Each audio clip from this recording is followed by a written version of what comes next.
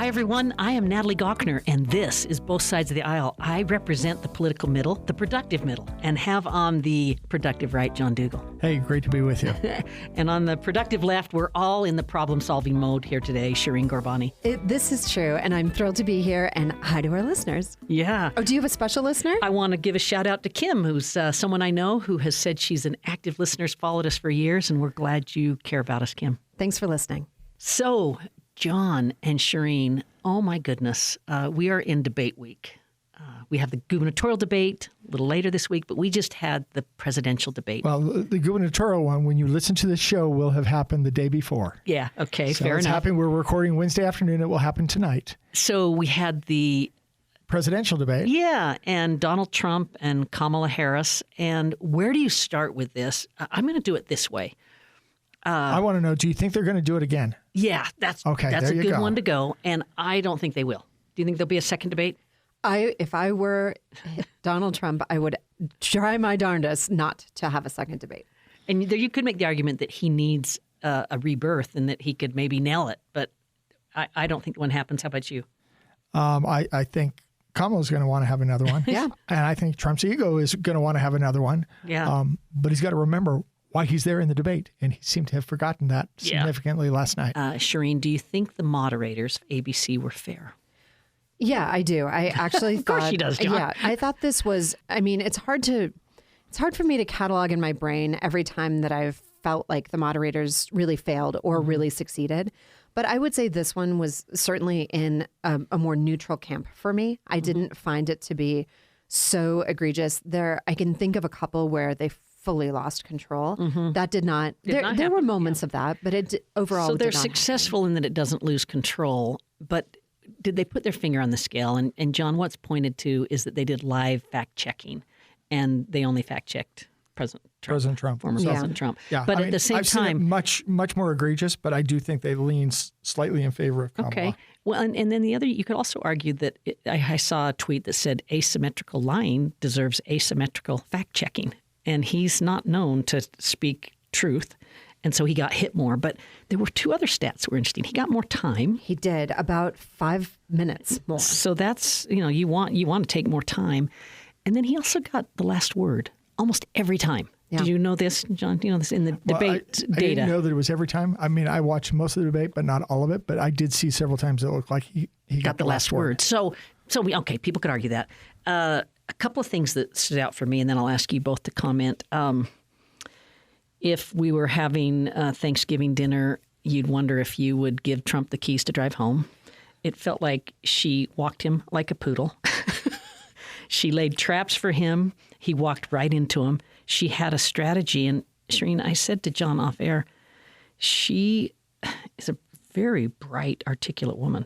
Yeah. That's a hard thing to do, what she just did. I couldn't agree more. So I think there are a couple big takeaways that land with me around this very issue, right? I know you've done debates. I'm certain you've moderated them. I've moderated. I've not really done them. Yeah. Yeah. It's interesting doing them. It's a whole different dynamic. It's a whole different dynamic. And I would say the thing that becomes like very complicated is you're trying to always give that small opportunity that you have with this particular audience to articulate a vision, a message that you have about voters, about what you offer to voters.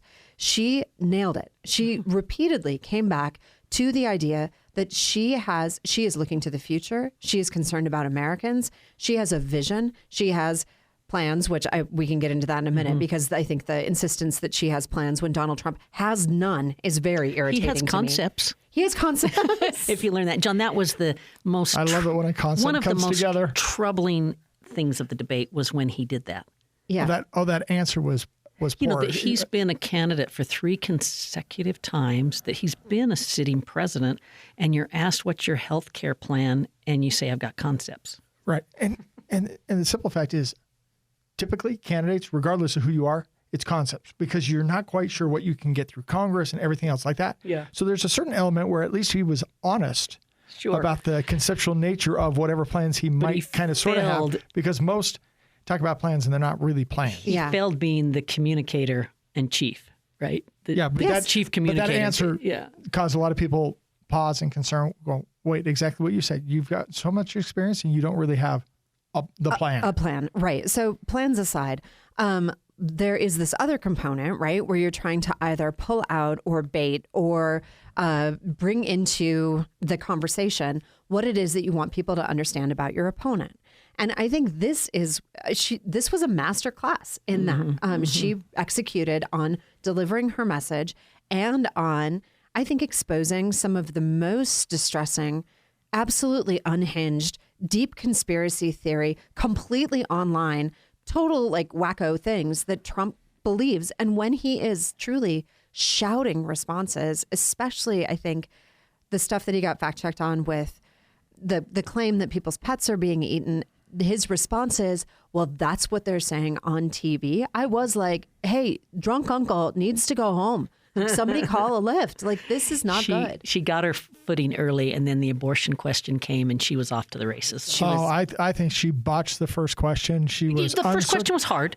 I agree with that, but eventually she got there. Fair question, and it was like, are you better than you were 4 years ago? Yeah.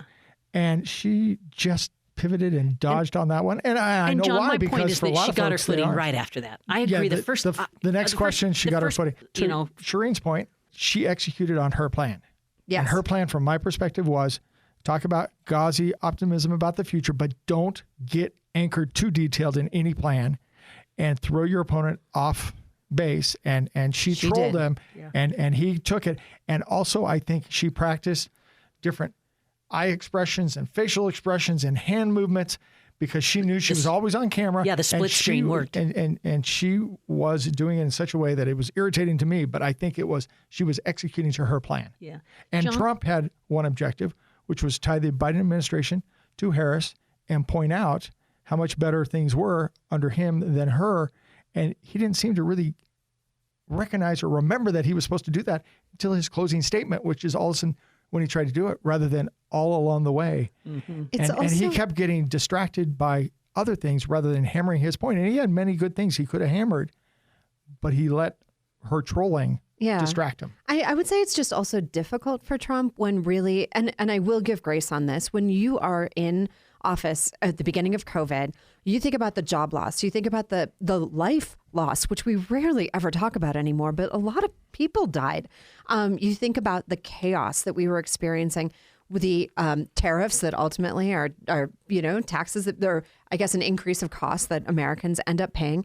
When you think about manufacturing jobs that he did not produce, when you think about infrastructure week that he did not deliver, when you think about the cost of healthcare that he did nothing on, it is really hard for him, I can imagine, to try to fabricate all of these great accomplishments that he had concepts for, but never delivered on. Yeah. So yes, I think I will say this about the first question. I do think that it's important to acknowledge that while things generally are improving, while we have improvements in economic indicators that I think we can largely agree on, whether you think individual people are experiencing that or not, matters a lot. And I think Kamala Harris understands that. The American people do not necessarily feel like things have gotten better, even though we have many indicators that we can look at, from the price of gas. Groceries are still high, but they're coming down. Inflation's coming down. All of these things are happening. She has to acknowledge that that's happening while people still feel that it is difficult, right? And so I understand the complications there. But part of the dynamic from my perspective is you look at COVID, and COVID is such an outlier. It doesn't matter who was president or anything like that. It was not like he caused it. No. I mean, and it just happened, and it happened under his administration. But if you look at the 3 years prior to COVID, people felt largely great about what was going on. Economically, they felt on that quite good. Point, that has to extend to inflation. Rather than saying, inflation, Biden, it's your fault. Right. COVID is the vast explanation of inflation. Yeah. And I also shortage of goods, excess of money, and it's a COVID phenomenon. It's a policy economic phenomenon that would not have happened. Yeah. Right. They couldn't get inflation high. Right. It was under their target Trump, for years. And that was Trump pushing Congress even more, and then Biden doubling down when he came in office. Okay, so, I shouldn't go ahead. What else stood out to you, Natalie? Oh, I would tell our listeners, if you didn't watch it, go watch it. This is a big moment in our nation's history. You learn a ton by watching this.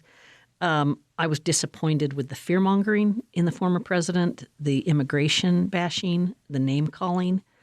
I think he took an oral exam for the hardest job on the planet, and he did not succeed. I do think that the moderation, leaned towards Harris, but I will say that there was someone who said it's hard to complain about the refs when you're missing your jump shot. This was not a moderation problem. This was a Donald Trump problem. I want to ask John, what did you think of the handshake, going back to the very beginning? Because they announce and they come out, and Kamala walks right over the president. He clearly wasn't expecting it. Biden and Trump didn't shake. And she went up and said, Kamala Harris. It wasn't just a handshake. It was she introduced herself. Because my understanding is they have never actually ever met. Yeah. So That's this because is the first he time. didn't participate in the peaceful transfer of power. But I think that was a smart move right from the beginning for her to go be that presidential. Yeah, I agree. And I thought it was weird in the first debate when that didn't happen. Yeah. Between the two of them. Well, and oftentimes my experience is it doesn't happen. But I think it was part of the strategy to get under his skin. Yeah. Because, okay, what's he going to do? He's not going to want to shake hands. And is this getting in his way? But I still come back. There were many things that he could have hammered on in terms of Kamala, especially the dynamic. It's, okay, you plan to do it now, but why haven't you been doing it for the last many years? He was missing in action. He missed everything. And he missed all those opportunities except for his closing statement. Most of the things he shouldn't, and hardly any of the things he should. All right, we're going to take a short break, but we're also going to talk about local news, including the gubernatorial debate, which we won't have seen, but we'll have thoughts about it. Stay tuned, everybody. You're listening to Both Sides of the Aisle on Utah Public Radio. We love to hear from listeners like you. If you would like to send us a comment, email bsotapodcast@gmail.com. That's bsotapodcast@gmail.com. Thanks for listening. Shireen Gorbani on the left. John Dougal on the right. Natalie Gochner in the Political Center, and it's political season. There's so much to talk about. I just also want to call out Swifties. Taylor Swift does her endorsement with impeccable timing if you're just sort of thinking strategically. And Single cat lady. yeah. To the rescue. And then if you read it, she's gifted, everyone. The way that she basically said, I think hard about these kinds of things, but when I saw that I was being, An memed, AI-generated image of her was used on Trump's social media. and he posted it, and I figured I need to be straight with people, and I didn't want to. And so I've thought through, and I read a lot, and here's what I think, and you should do the same thing. And by the way, make sure you're registered and vote early. Yes. She's got it all, Shireen. She's got it all. So I have to ask, are you Taylor Swift fans? So I am, but I'm telling you, I know her music, I recognize her, but I will tell you, I can't name a lot of songs. Sure. Okay. Okay, so I You would say that Swiftie? I'm not. You live in a Swiftie household? No. No. No, I couldn't name a single song that she sings or anything. So, Yeah. It's sorry. not like in your ecosystem, though. No, You don't not have. really. Do you Yeah. know Not how really. many CDs she put out during COVID or anything like that? I mean, she's prolific. She's prolific. No, but what does this have to do with Kansas City Chiefs? So you do know something. I know something. Yes. good. So But I don't I'm even not a know much. Swiftie. Definitely a fan. Appreciate. But I think I've disclosed previously I'm a Beyonce girl. Not that you have to choose, but I do. And So many choices. There are, I think, truly people who believe that this is over. They are like Taylor Swift is out. Interesting. The impact The youth on vote. young voters Yeah. is astronomical. I am not that optimistic, but I do think it's important. And I think that if you pay attention to the ways in which she has bubbled up in politics, certainly as a person who's concerned with LGBTQ rights, with And she mentioned that in their statement. in her statement with a right to choose, she hasn't been as vocal about that. But it's not a surprise per se. But kudos to her for taking the risk. Yeah.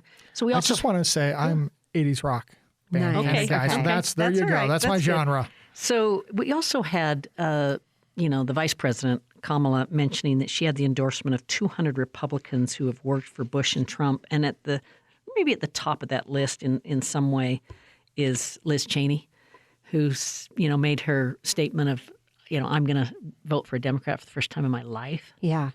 Wow. Yeah. And Well, you've got three kind of Republicans. You've got the Republicans who are clearly all on board with Trump.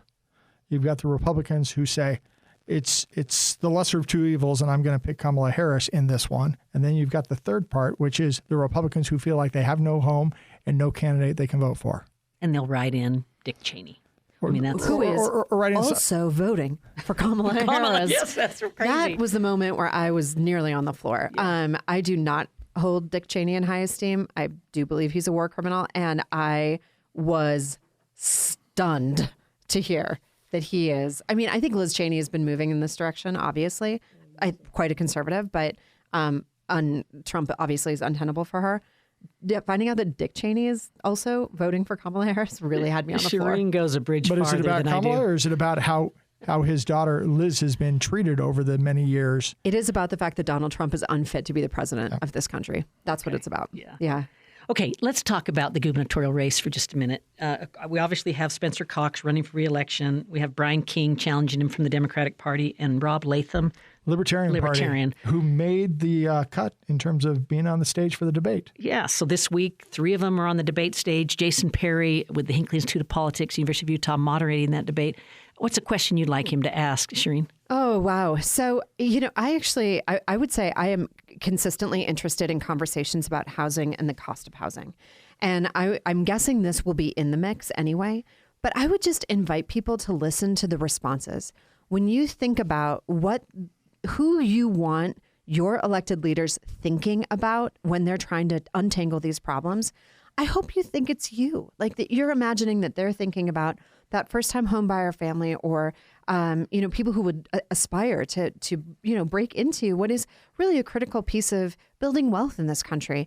I want my elected leaders to be thinking about those who are aspirational to move into that, into housing, what that looks like.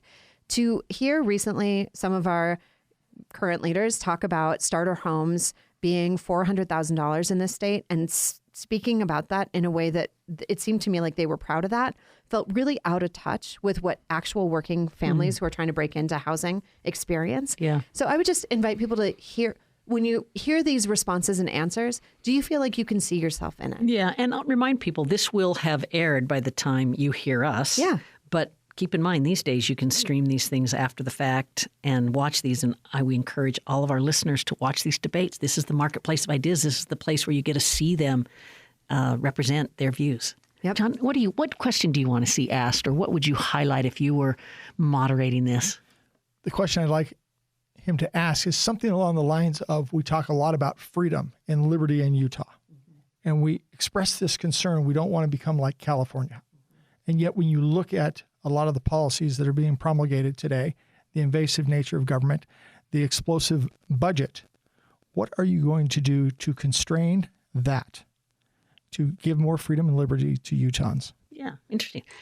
My question would be, I want to know about gubernatorial power and the balance of power in this state, and what are you going to do to protect the power of a strong governor in this state? And of course, I'm referring to the notion that legislators can call themselves into special session, that they have only for emergencies. that they have ideas about what they'd like to do with initiative petitions. They now have multiple positions in state government that report to both the executive branch and the legislative branch, which might not pass a constitutional test. I'm curious what you think there, John. And I just think... I always hate when the legislators want to start acting and appointing folks on the executive side. As a member of the executive branch, the commissioner of the Great Salt Lake commissioner has dual reporting, as an example. And so it's just new, and there's pluses and minuses. But I want to know, if you are in the office, what are you doing to keep that healthy tension that is so vital to our system? Yeah. Something like that. I think that's a great question. All right. We've got a long-form article in the Atlantic magazine. Long form. All of them I hear. All of them are in that magazine. I don't remember the author, but it is a piece on Senator Mike Lee. Yes, it is. It's gripping. It talks about the evolution of Mike Lee. Is that a fair way to say it, Shireen? I think it's a fair how way he's to say it. changed over time. Or the politics of Mike Lee is what I understand. And I haven't read the article. And even his upbringing, that his father was a Solicitor General, that his father was one of, I think, the founding dean of the BYU Law School, if I'm remembering correctly, but a prominent at the BYU Law School. And had a reputation for certainly being conservative, but also being having a bit of an independent. A lot of integrity.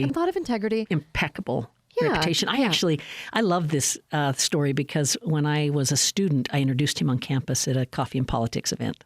It was like this neat thing that I got to introduce the Solicitor General. Yeah. But to watch him be a very much, we've got to do anything we can to stop Donald Trump from becoming president. He's unfit for office, to the point where now, some think that if Trump wins, he'll be the pick for the Attorney General. Yeah. And certainly makes it on the list for some Supreme Court slots. So you want to say anything on this one? So I would say this is a good read. You mentioned gripping. I thought, I'm often embarrassed for Mike Lee, but this was particularly, I just thought it was so, and I don't know that was it unfair? No, I mean, it's a perspective, telling stories that he's telling, the way that Senator Mike Lee is telling about his encounters with Trump, or kind of the way that he sees himself. For me, I could not step away from it without thinking about, and I did share it on my social media with the tagline, this is a profile in megalomania. The self-importance, the self-aggrandizement, the sense of how important he is was nauseating to me. And I had quite a theme of finding your place with a father that had accomplished so much and an older brother that had done so much, who'd been on the Utah Supreme Court and the like. Yeah. John, you haven't read it. I can't speak to the article, but I think to one thing you're alluding to, I have seen many folks who were opposed to Trump, who then accepted Trump, who then have transitioned into supporting Trump, who have then become what I would describe as cheerleaders of Trump, and some that you would describe as radicalized along that spectrum. And I've seen that occur in many folks, and it seems to occur for many reasons. I mean, especially, I mentioned earlier, folks picking between the lesser of two evils. It's not, I like both these choices. It's, okay, which one do I like more than the other one? And therefore, I've got to double down and help them, even though I don't like these things that they did, and I find this action reprehensible. When I compare the two, I've got to back this person. Yeah. And so and then when you're in a position of power, so many people whisper in your ear and talk to you about what you can do and desperation. And when you look at the federal government, it is so dysfunctional that you're desperately trying to do anything to try and bring accountability, to try and shrink the size, to try and do so forth to get what you believe is better governance. Make all those. And clearly for Shireen, that's different than what it is for me. Sometimes we agree. Yeah. But sometimes we agree, but it's one of those challenging things. I talk about how difficult it is in Utah, and then it's just astronomically more. But I think you want to talk about level. challenging. Be a person like Senator Mike Lee, who talks about carrying around his little pocket constitution everywhere he goes, and serve a president who actually has suggested in full voice that we should consider throwing out the Constitution. The amount of mental gymnastics that you might have to do to serve willingly for that person is astonishing to me. Yeah. All right, you two. And I love, John, by the way, that gradation that you made, that spectrum. I want to save time to talk about school lunch, but just briefly before we do that, Shireen, we have these But we're hungry. social media propaganda accounts that have a Utah connection. I wanted to just flag that for our listeners. Yeah. So recently, Attorney General Merrick Garland said that his agency had seized 32 domains and indicted 2 Russian nationals for carrying out a $10 million online misinformation campaign to influence voters. And this is connected to this organization, an operation called Tenant Media. There are 6 far-right kind of Trump supporters that are listed on their website. 2 have connections to Utah.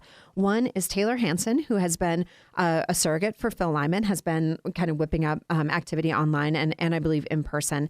And then the other one, and I think this is tied to what we were just discussing, is an individual named Benny Johnson, who is the person who convinced Mike Lee, according to Mike Lee, to create the Based Mike Lee account that he uses that is really, I think, the start of a pretty big departure around sort of how Mike Lee carried himself. When he started this Twitter account, he really, I think, became more extreme and used language and references that I think people were surprised to see.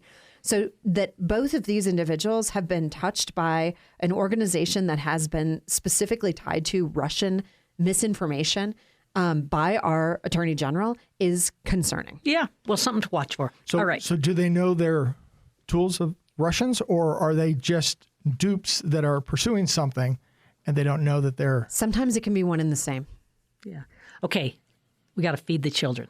School lunch. Yeah. I want to sing. I guess my point is the Russians like to do all sorts of disinformation, this amount of the other. Some actively. You can see their fingerprints on it and a lot that you don't know about behind the scenes. Okay, I'm going to quickly jump to school lunch. We've got wanna let 30 you know seconds on this. that Go for it. It does sound like our Governor Cox is interested now in making school lunch, eliminating school lunch debt a priority. My understanding is that Representative Clancy tried to run an appropriation to get school lunches funded in our state.